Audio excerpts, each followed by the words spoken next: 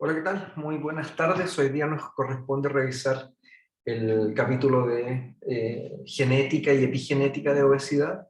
Es una clase compuesta por dos áreas que están muy bien relacionadas, eh, y vamos a ir revisando algunos conceptos que vienen desde la epidemiología hasta la genética. Esta es una imagen que salió publicada hace un par de años y que explica muy bien, desde la dinámica conceptual, cuándo más o menos se puede situar un posible punto de inflexión entre dos componentes muy importantes cuando vamos a hablar de obesidad. Uno que tiene relación con el gasto energético, y otro que tiene también relación con el consumo de energía por parte de la población.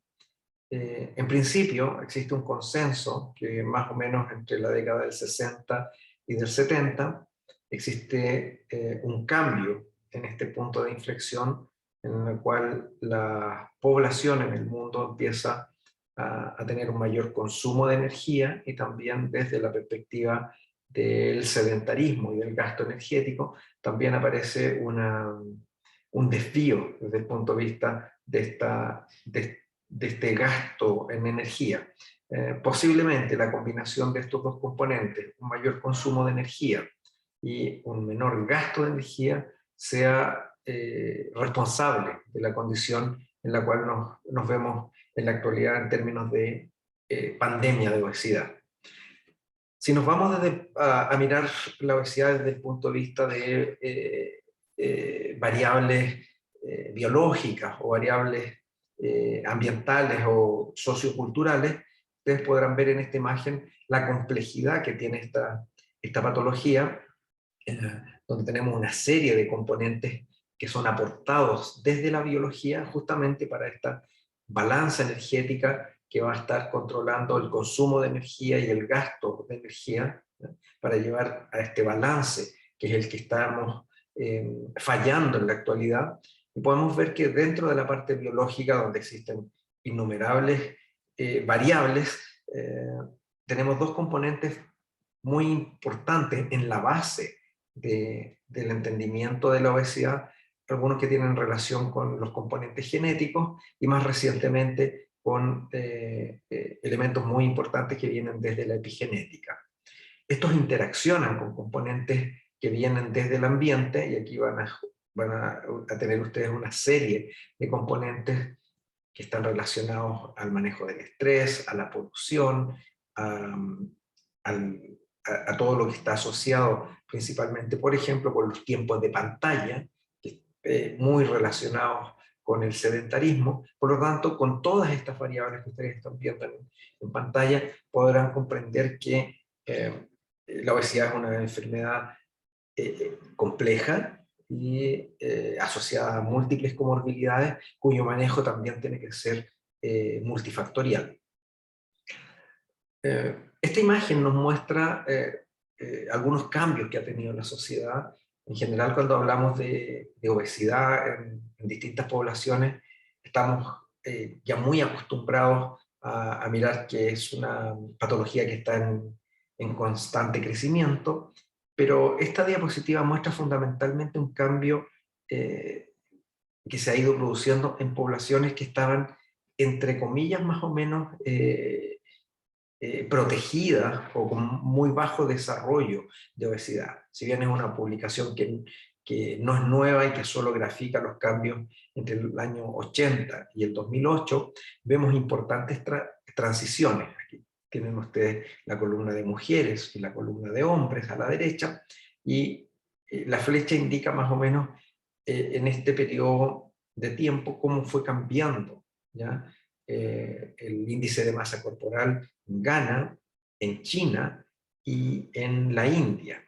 Por supuesto, todavía para estos años 2008, se consideraban cambios no muy graves porque no se acercaban tanto al concepto de obesidad, sí estaban bordeando el ranking de sobrepeso, pero en la actualidad estas mismas flechas azules ya están mucho más desplazadas hacia el límite de la obesidad, y son poblaciones que se consideraban entre comillas, más o menos protegidas del desarrollo de obesidad, fundamentalmente por un buen comportamiento desde el punto de vista de la actividad física y desde el punto de vista de la alimentación saludable.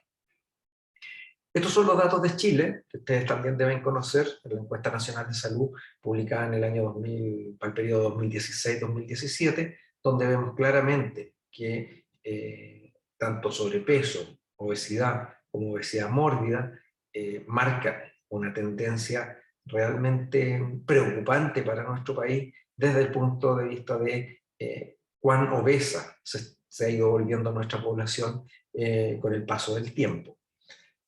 Si lo miramos desde la perspectiva de la población infantil, esta es una publicación que salió publicado en el año 2017, es una interpretación de un artículo más grande del New England Journal of Medicine, que muestra a la población infantil en el mundo, en un corte que en esta publicación utilizaron de 2 a 19 años.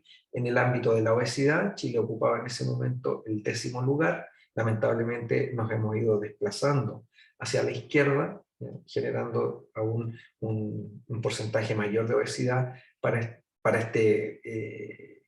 esta sección de la población entre 2 y 19 años.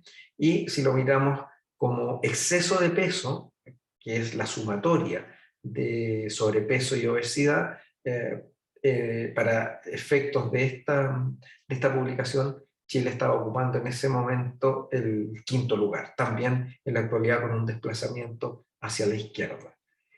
Y este dato, que probablemente sea el más reciente, corresponde a la tabulación de obesidad y sobrepeso en los países pertenecientes a la OECD, y para el año 2020 ustedes pueden ver que Chile rankeaba aproximadamente un 74,2% de obesidad, muy cerca de México y por sobre Estados Unidos. En la tabulación de datos de la OECD en el año 2019, Chile estaba primero y México estaba segundo. En general, estos 3 países, México, Chile y Estados Unidos, en los últimos 5 años han ido cambiando de posición entre el primer y tercer lugar, pero las cifras de obesidad para estos 3 países sobrepasan el 70% en mayores de 15 años, y esto sin duda es un dato extraordinariamente preocupante. Finalmente, mostrar esta gráfica que interpreta un poco los cambios asociados a obesidad entre el año 1975 y el 2014, y ustedes pueden ver claramente que ha existido en el mundo un cambio dramático en varios continentes asociados a una mayor frecuencia de obesidad. Y cabe la duda de preguntarse si este cambio tan dramático puede explicarse a través de la genética, y claramente la respuesta va a ser no. Posiblemente el principal modulador que ha operado en este gran cambio que se ha producido en estos últimos 40 años tiene que ver con la modulación de nuestro ambiente sobre nuestros genes. La genética por sí sola no podría ser capaz de explicar este gran cambio epidemiológico. Y cuando vamos a hablar de genética de la obesidad, para tratar de interpretar la base de esta enfermedad desde la mirada de los genes, vamos a concordar en que desde la perspectiva genética, cuando hablamos de obesidad en el común de la población, aquella asociada fundamentalmente a sedentarismo y a hábitos poco saludables en la alimentación, vamos a concordar que es una enfermedad común, ¿ya? La obesidad común, desde el punto de vista de la genética, va a compartir variantes alélicas o genes de riesgo que se distribuyen normalmente en la población. Y los estudios de asociación relacionados a distintos enfoques que miran estos genes, por supuesto que van a ser simplemente un complemento. Vamos a estar hablando de genes de susceptibilidad o genes de predisposición a la obesidad, pero en absoluto son genes marcadores de la patología. Por el contrario, cuando hablamos de obesidades típicamente genéticas, vamos a encontrar un gen responsable de la patología. En el caso de la izquierda tenemos una alteración en el gen de leptina asociado a obesidad del tipo mórbido, y en la figura central observamos alteraciones en el receptor de melanocortina 4, también mutaciones puntuales asociadas a obesidad mórbida. Por eso que vemos acá que este tipo de obesidades son muy raras, ¿ya? Pero el tipo de asociación con la variante genética es muy fuerte. En este tipo de obesidad sí podemos decir que contamos con genes que dan cuenta muy bien desde el punto de vista de la presencia, por ejemplo, de una mutación puntual que correlaciona muy bien con el fenotipo de obesidad, ¿ya? Por eso son alelos raros, escasamente distribuidos en la población, pero que dan cuenta directamente del fenotipo. No así con la obesidad del tipo común, donde vamos a tener variantes muy repartidas en la población, ¿ya? Que en general obedecen al concepto más bien de genes de predisposición. Este artículo, que es del 2014, que resume incluso hasta la fecha muy bien lo que ha pasado con la genética en obesidad, nos muestra que desde todas las perspectivas que queramos ver obesidad, ya sea adiposidad, índice de masa corporal, obesidad extrema, grasa visceral, circunferencia de cintura, ¿ya? Relación cintura-cadera, hay una diversidad de estudios, ¿ya? Que encuentran varios locis sugerentes, es decir, regiones dentro del genoma que sugieren esta asociación importante con obesidad, lo que nos da en cualquiera de estas dos magnitudes, siendo incluso más restrictivo, con un 10 a la menos 8, una diversidad de loci genético. Por lo tanto, podemos decir que en términos de la obesidad y la genética, tenemos muchísimos genes implicados, pero salvo las excepciones de una genética directamente relacionada a obesidad del tipo mórbido, en general la mayoría de estos genes se mueve en un ámbito de una genética de predisposición. Esta figura muestra que tenemos marcadores, ¿ya?, para obesidad asociados a estudios de asociación genética a través de barridos genómicos, los denominados GWAS, y ustedes pueden ver que uno de los genes más importantes asociado a obesidad, en este caso a incremento del índice de masa corporal, es el gen FTO, que ha sido objeto de múltiples estudios desde hace ya aproximadamente unos 15 años atrás. Es probablemente el gen que muestra mejor asociación con aumentos en el índice de masa corporal. Es un gen que trasciende a la etnia, es decir, todos los estudios en grupos raciales han mostrado asociación de este gen con obesidad.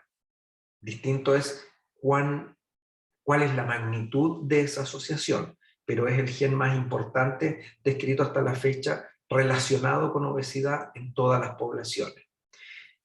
Y justamente este microsatélite, o esta variante genética, que es la RS9939609, perteneciente a este gen FTO, que se ha asociado con aumentos de adiposidad, de acuerdo a la carga alélica que puedan llevar los individuos, muestra en esta figura resumen que, siendo el gen más importante encontrado hasta la fecha en obesidad, solo nos permite explicar el 10% de la obesidad de tipo común y corriente.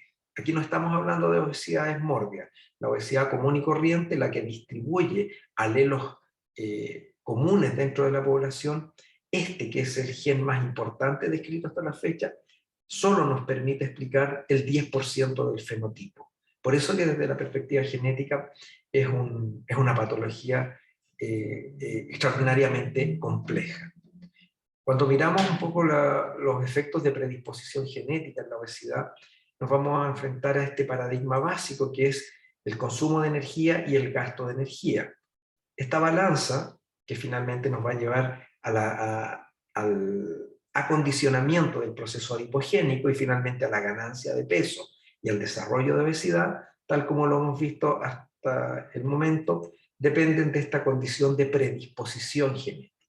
Para la obesidad común y corriente no hay marcadores de obesidad, hay marcadores de predisposición a la enfermedad.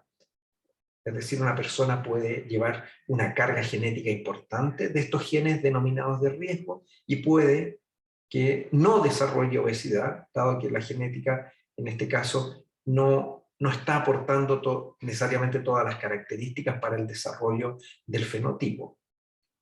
Si llevamos este mismo esquema entre consumo de energía y gasto de energía para el desarrollo de obesidad, podemos pensar que esta predisposición genética, esta predisposición al mayor riesgo, va a estar condicionada por una serie de variables ambientales como los contaminantes, el tipo de nutrición, el sedentarismo, algunos tipos de virus, el ambiente físico, el tabaquismo, los factores prenatales, el ambiente social, la lactancia materna, por nombrar solo algunos de los factores del ambiente que tienen injerencia en modular esta predisposición genética. Por lo tanto, aquí importa la base genética que tenga una persona, pero resulta realmente gravitante el efecto ambiental que va a estar regulando estos mecanismos asociados a esta predisposición genética. Cuando hablamos entonces de predisposición genética, vamos a estar conversando de genes comunes que se distribuyen en la población entre un 10 a un 20%. Ahí es cuando hablamos en términos reales de polimorfismos genéticos o variantes de un gen. Esa nomenclatura que yo asociaba al gen FTO corresponde a un polimorfismo genético del gen FTO que es común en la población. Como es común, tiene baja penetrancia, es decir, solo en algunos individuos probablemente va a tener vamos a encontrar una explicación importante a través de ese gen. Tiene un alto riesgo atribuible porque funciona en estudios poblacionales cuando yo comparo poblaciones obesas con poblaciones normopeso, probablemente ese gen FTO muestra una mayor asociación en los grupos obesos. Por eso se dice que tiene un alto riesgo atribuible, ¿ya?, en estudios poblacionales. Pero tiene un bajo riesgo individual, eso quiere decir que cualquiera de ustedes o yo puedo ser portador de ese polimorfismo y no necesariamente voy a desarrollar obesidad. Distinto es el caso de las mutaciones. Las mutaciones son poco comunes, menos del 1% en términos de su frecuencia poblacional. Tienen una alta penetrancia, eso quiere decir que impactan directamente en lo que nosotros estamos viendo en el fenotipo. Y ahí vamos a volver a citar los ejemplos de leptina y melanocortina 4. Tienen un bajo riesgo atribuible porque es muy poca la frecuencia de estas mutaciones en la población, pero lamentablemente a quien le toca exportar esta mutación tiene un alto riesgo individual. Aquí existe una correlación directa entre lo que estoy mirando como una mutación de un gen particular y el fenotipo de obesidad. Y aplica específicamente para el ámbito de las obesidades del tipo mórbido. Algunos ejemplos clásicos del aspecto genético de la obesidad: deficiencias en el gen de leptina, deficiencias en el receptor de leptina, en los receptores de propio melanocortina, en los receptores de melanocortina, perfectamente localizados cromosomalmente y muy bien correlacionados con el fenotipo. Pensando particularmente en leptina, ustedes saben que leptina fue caracterizado muy bien a partir del año 1994, a partir del grupo de Friedman, ¿ya? Se pensaba que era una hormona liberada solamente por el tejido adiposo, sin embargo también se produce en otro tipo de tejido y tiene acciones periféricas muy importantes, ¿ya? Tiene participación en mecanismos de regulación hipotalámico, es importante en músculo esquelético, en hígado, en páncreas, en angiogénesis, está muy relacionado con componentes del gasto energético, del metabolismo de la glucosa. Sin embargo, en sus orígenes se pensó que iba a ser un muy buen marcador de obesidad desde el punto de vista de obesidad común. Sin embargo, con el correr de los años, desde 1994, se fue observando que los obesos, particularmente en obesidad común, tienen grandes concentraciones circulantes de leptina, sus receptores de leptina son completamente funcionales, por lo tanto, lo que se había observado en el modelo animal no necesariamente tenía aplicaciones en el modelo humano. Me refiero al modelo animal, al ratón OV-OV, que tenía deficiencia de leptina y un desarrollo elevado de obesidad. Los obesos en estudios en humanos muestran altos niveles de leptina, a diferencia del modelo de ratón, y el efecto que se describe en humanos es el de leptinoresistencia, es decir, la alta producción de leptina que se genera a partir del tejido adiposo tiene un efecto sistémico atenuado, probablemente por una saturación de los receptores.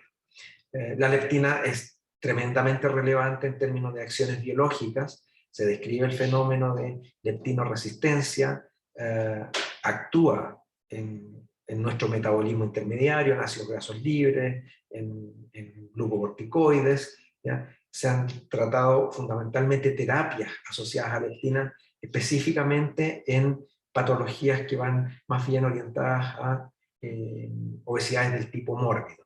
En general es una adipocitoquina producida por el tejido adiposo, cuyo rol en obesidad fue perdiendo fuerza desde el punto de vista de la genética, no así desde el punto de vista de sus acciones biológicas. Todas las esperanzas que estuvieron cifradas por allá por mediados de los años 90, en que este era realmente el gen de la obesidad, operó fundamentalmente para el modelo animal. Aquí tenemos algo excepcional en la literatura que se ha descrito en casos esporádicos. Son 3 primos en primer grado provenientes de una familia turca. Los 3 muestran deficiencia de la leptina, es decir, son obesos, ¿ya? Pero también son hipoleptinémicos, ¿ya? Tienen un peso promedio altísimo, es una obesidad del tipo mórbida, y ellos reciben inyecciones diarias de leptina durante 10 meses. Ya son un caso excepcional en la literatura. Es un grupo caracterizado por el doctor Hugo Licinio en el Instituto Pennington en Estados Unidos. Es así como ingresan al estudio y así están al tercer mes de tratamiento con inyecciones de leptina, y a los 10 meses de tratamiento logran un peso final promedio de 64 kilos con un impacto directo en su remodelación en el tejido adiposo. Reitero, son casos excepcionales en la literatura donde una alteración, en este caso en la producción de leptina, estaba completamente asociada al fenotipo de obesidad. Este otro caso es el mismo caso clínico, es un niño de 3 años y después observado a los 7 años, es hipoleptinémico, ¿ya? Con un desarrollo de obesidad mórbida. Esta hipoleptinemia probablemente afectaba sus ciclos de apetito y saciedad, ¿ya? Efecto que no podía ser modulado por leptina, dado que era una persona hipoleptinémica. Después de unos años de tratamiento con inyecciones de leptina, él logra remodelar su tejido adiposo, ¿ya? Y generar un fenotipo completamente delgado. Esto, de nuevo, son excepcionales estos casos en la literatura. Se han descrito aproximadamente entre 45 y 50 casos en el mundo asociados a la deficiencia de leptina, es decir, obesidad asociado a una hipoleptinemia, que era lo que había visto el grupo de Friedman cuando generaron el ratón OV-OV en el año 1994. Otra componente que nos lleva a pensar en la obesidad, particularmente desde el punto de vista genético, es mirar, por ejemplo, los receptores de melanocortina 4 y su relación con el consumo de alimentos, ¿ya? Estos receptores de melanocortina 4 se encuentran en el hipotálamo, son un sensor de las neuronas de primer orden, las NPI o las AGRP o las POMC, ¿ya?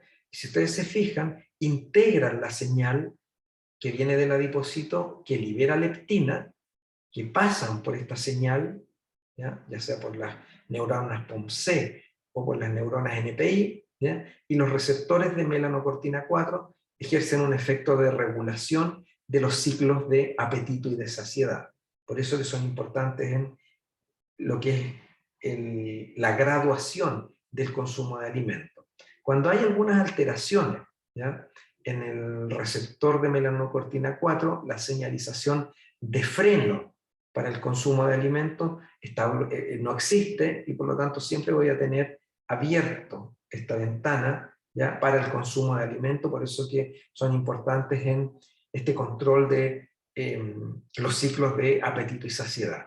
Las mutaciones, por ejemplo, en el receptor de melanocortina 4 se explican muy bien en el síndrome de Prader-Willi, ya que es un síndrome que cursa claramente con una obesidad del tipo mórbido.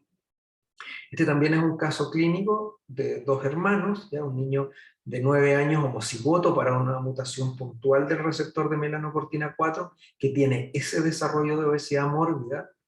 Claramente este niño probablemente tenía un apetito insaciable, ya que es algo que se observa en los chicos con Prader-Willi, y su hermano de 16 años, ¿ya?, tiene un genotipo normal para lo que se analizó en este artículo, en los receptores de melanocortina 4, y no desarrolla obesidad. Y este otro estudio, que es del año 2008, que muestra un análisis familiar. Aquí está el padre, la madre, ambos padres en negro portaban mutaciones para el receptor de melanocortina 4, pero que no impactaban de forma gravitante en el fenotipo. Aquí tenemos un índice de masa corporal de 30.7, en la madre 37.1, aquí sí que había desarrollo de obesidad. Y en la familia tenemos a la niña en círculo, que es la de acá, que es portadora de una de las mutaciones, el otro niño, que también es portador de una mutación, pero que todavía no impacta fuertemente en el desarrollo de obesidad, y el niño de 13 años, ¿ya?, toma las dos mutaciones, la proveniente del padre y la proveniente de la madre, y desarrolla este fenotipo. Es un doble mutante para esa mutación del receptor de melanocortina 4, y sin lugar a dudas tiene un correlato directo con el fenotipo de obesidad que se observa en este caso. Esto opera muy bien para las obesidades de tipo mórbido.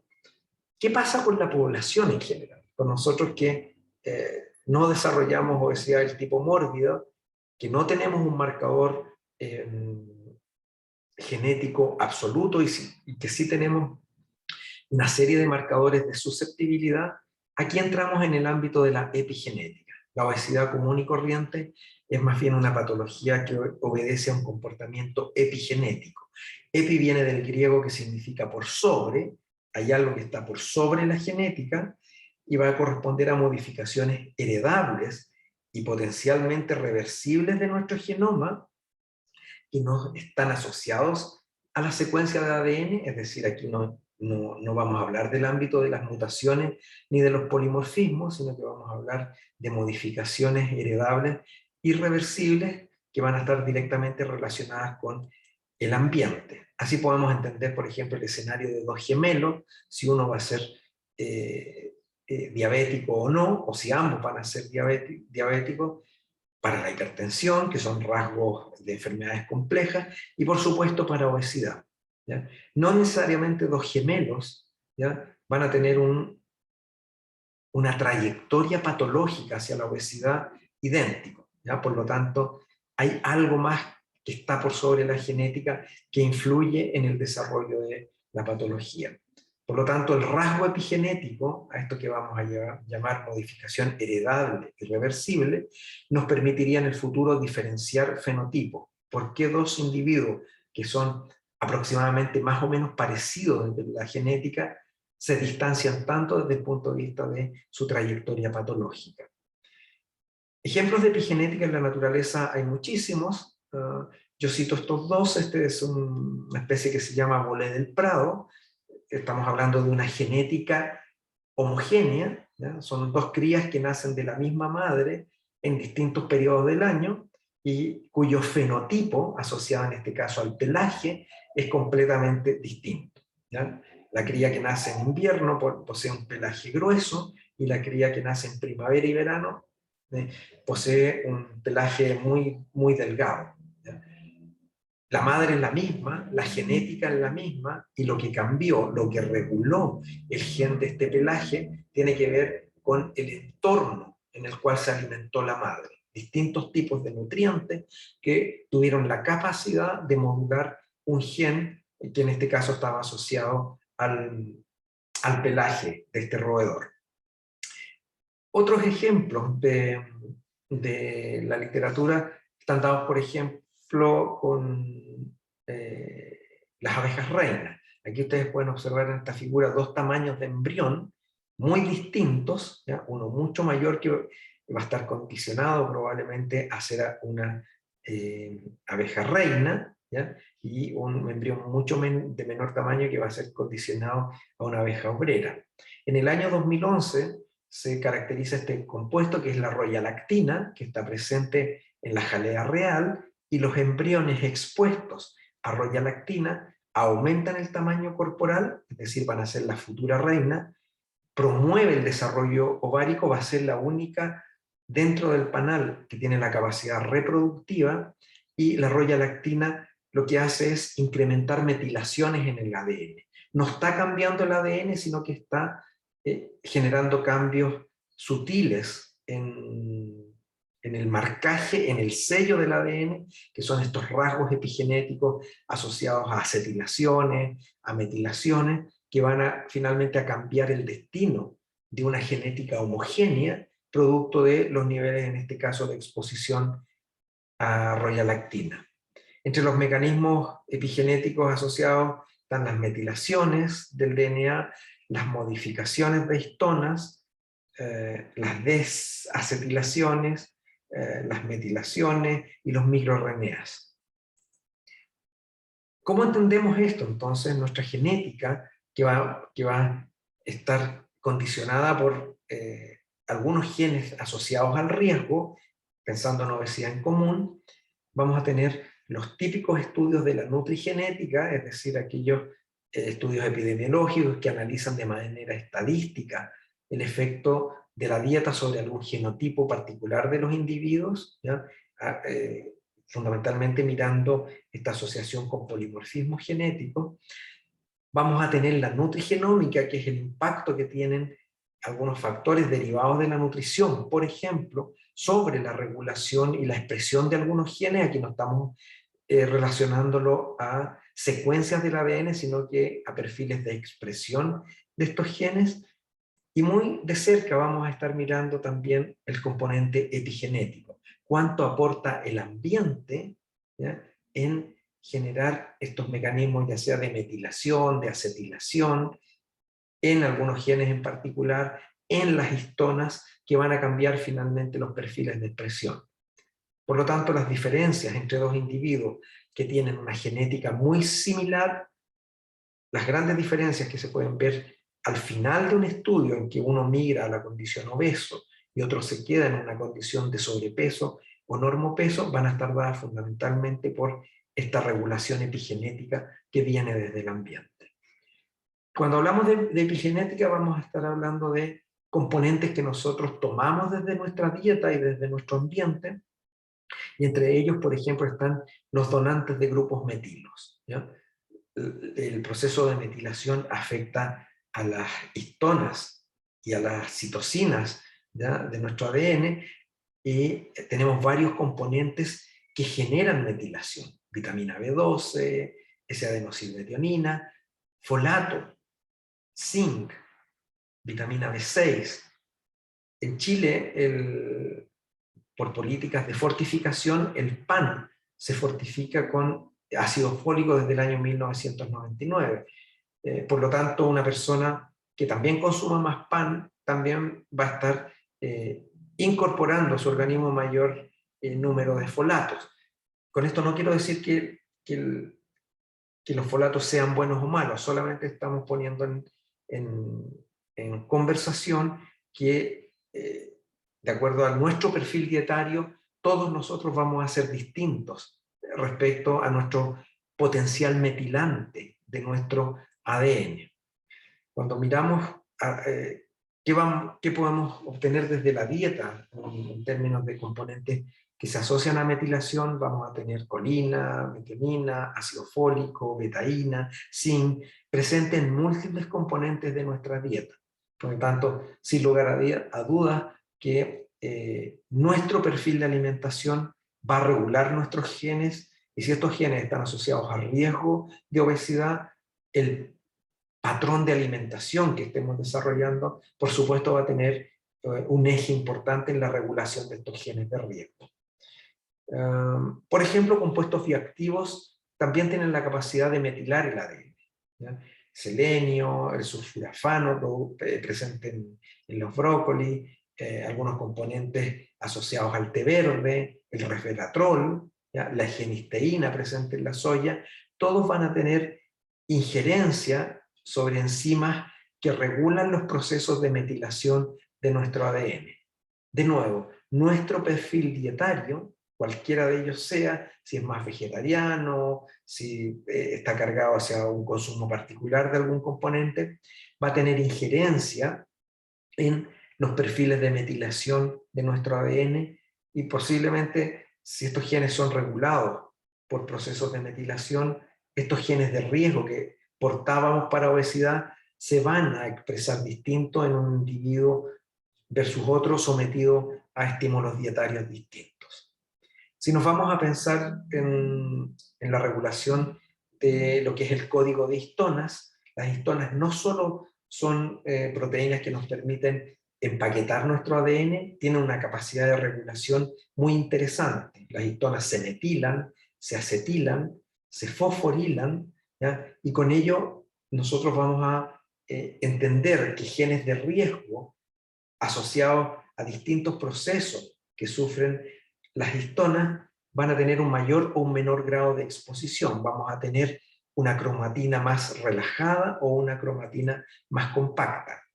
Cuando observamos procesos, por ejemplo, tan puntuales como la acetilación de histonas, hay una serie de factores que vienen de la dieta: cafeína, resveratrol, dieta rica en sodio, butiratos, si pensamos en microbiota, que se comportan como un activador en la acetilación de histonas.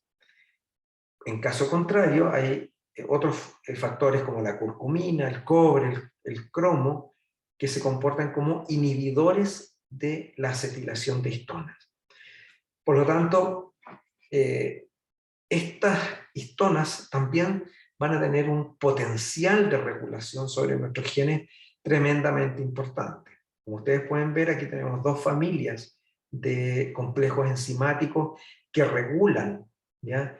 Si tenemos una cromatina más compacta o si tenemos una cromatina más abierta y relajada, por lo tanto va a haber mayor exposición de genes, ¿ya? Y estos compuestos bioactivos, a modo de ejemplo, tienen la capacidad de regular ya sea una vía de relajación de la cromatina, y otros un componente asociado más a la compactación de la cromatina. De nuevo, lo que estemos consumiendo desde nuestra dieta en particular tiene impacto directo no sobre nuestros genes, a eso apunta la epigenética, más bien a la forma en que se exponen nuestros genes. Es muy distinto tener una cromatina con algún gen de importancia que esté encerrado en una cromatina compacta versus un gen que esté mucho más expuesto producto de una cromatina que está más relajada. Finalmente, como reguladores desde el punto de vista epigenético, tenemos una serie de familias de microRNA. Ellos son reguladores negativos de la expresión génica. Si ustedes se fijan, aquí tenemos microRNA y algunos genes target. Cuando se expresa el microRNA, desaparece la expresión del gen target. Aquí tenemos genes target expresados. Cuando se expresa el microRNA, desaparecen esos genes particulares. Desde el punto de vista también de los microRNA, hay diversidad de estudios que correlacionan algunos compuestos bioactivos con la presencia de microRNA, por ejemplo, con potencial oncogénico, o la presencia de microRNA asociado a genes supresores de tumor. Esto aplica en la actualidad para patología cardiovascular, para obesidad y para diabetes. De nuevo, vamos a tener probablemente una persona o dos individuos que compartan una genética de riesgo, pero a lo mejor sus microRNA circulantes van a ser muy distintos. Y como son reguladores negativos, el fenotipo asociado a la obesidad va a estar más relacionado a su potencial epigenético que a su potencial genético propiamente tal. Algunos ejemplos de regulación epigenética en el modelo animal. Este es el gen agouti, es un gen que correlaciona muy bien el pelaje amarillo de este modelo animal, de este modelo murino, con obesidad. Es decir, cuando yo tengo la presencia del color amarillo, generalmente va condicionado también al fenotipo de obesidad, y en este caso el ratón más café o más moteado, ¿ya?, se asocia a una condición más bien de normopeso. La genisteína, ¿ya?, que es una isoflavona que está presente en la soya, ¿ya?, en estos estudios en el modelo animal, en ratones que no son suplementados con genisteína, y su hermano, que es suplementado con genisteína, logra un bloqueo del gen agouti y el desarrollo de un fenotipo más delgado. Esto es interesante porque si bien es un modelo murino con una alta carga genética asociado a obesidad, el impacto que tiene el consumo, en este caso de genisteína, logra frenar el desarrollo de obesidad en un ratón genéticamente susceptible para el desarrollo de esta patología. Este otro modelo también es interesante, son los ratones AVIA, un ratón asociado a la obesidad.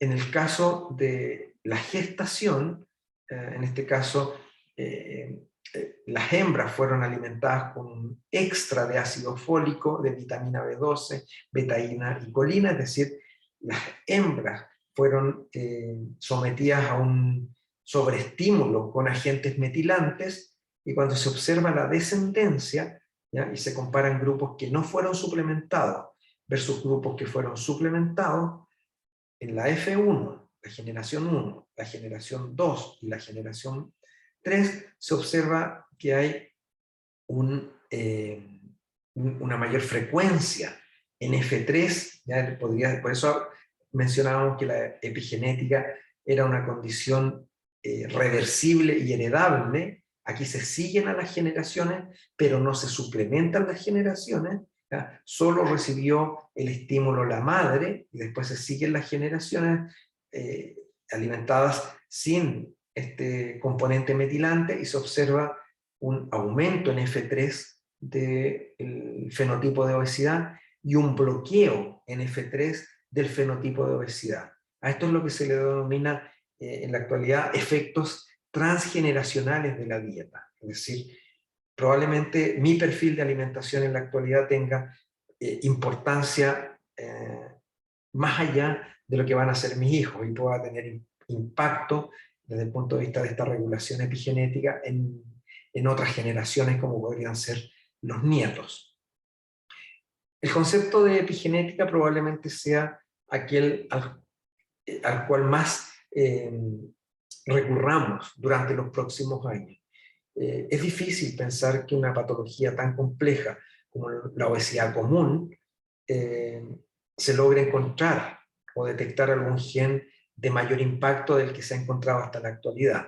Y posiblemente nuestro fenotipo de obesidad obedezca más bien a regulación epigenética asociada a la dieta, al ejercicio, a los suplementos, ¿ya?, que van a estar afectando nuestros genes desde el punto de vista de los perfiles de metilación, de la remodelación de histonas. Esto afecta a óvulos y a espermios. No es solo una exposición a nivel materna, aquí hay responsabilidad desde el punto de vista de las células germinales, que van a llevar un imprinting o un sello asociado a este marcador epigenético, que va a ser transferible a nuestras generaciones y que posiblemente va a ser responsable finalmente del fenotipo de obesidad que estamos observando en la población. Este cambio abismante en la epidemiología de obesidad claramente no es explicado a través de la genética, y posiblemente todo lo que tiene que ver con regulación epigenética sobre genes de riesgo sea lo que está más relacionado finalmente a esta pandemia de obesidad que estamos viendo en la actualidad. Eso es, muchas gracias.